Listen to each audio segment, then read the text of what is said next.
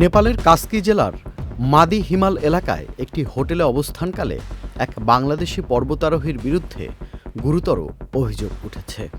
স্থানীয় পুলিশের তথ্য অনুযায়ী গত ৩ জুন বিকেলে আনুমানিক ৫:৩০টার দিকে মালয়েশিয়ান এক নারী পর্যটক গোসল করার সময় গোপন ছবি ও ভিডিও ধারণের অভিযোগে ওই বাংলাদেশি নাগরিককে হাতে নাতে আটক করা হয়।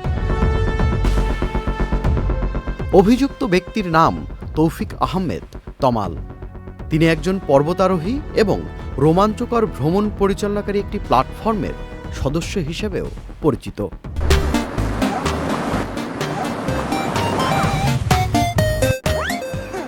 অভিযোগে বলা হয়, ভুক্তভোগী নারী ঘটনাটি টের পেয়ে সঙ্গে সঙ্গে তাকে ধরে ফেলেন।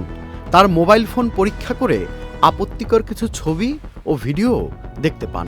ভুক্তভোগী নারী মালয়েশিয়ার নাগরিক নুরধিয়া। তিনি অভিযোগ করেন যে অভিযুক্ত ব্যক্তি শুধু গোপনে ছবি তোলাই নয়, বরং বিষয়টি নিয়ে প্রশ্ন করা হলে তাকে আক্রমণাত্মক আচরণ, গালিগালাজ এবং শারীরিক হুমকিও দেন।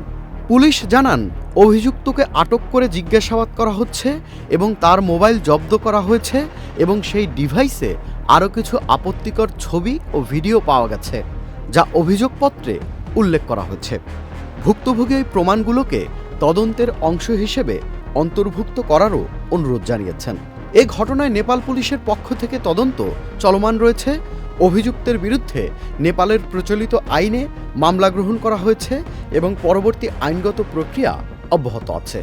এদিকে ঘটনাটি বাংলাদেশের সামাজিক যোগাযোগ মাধ্যম ও ভ্রমণ সংশ্লিষ্ট মহলে ব্যাপক আলোচনার জন্ম দিয়েছে। তবে এখন পর্যন্ত আদালত ও তদন্ত সংস্থা থেকে কোনো চূড়ান্ত রায় বা সিদ্ধান্ত জানানো হয়নি। Tanvir Limon, channel I.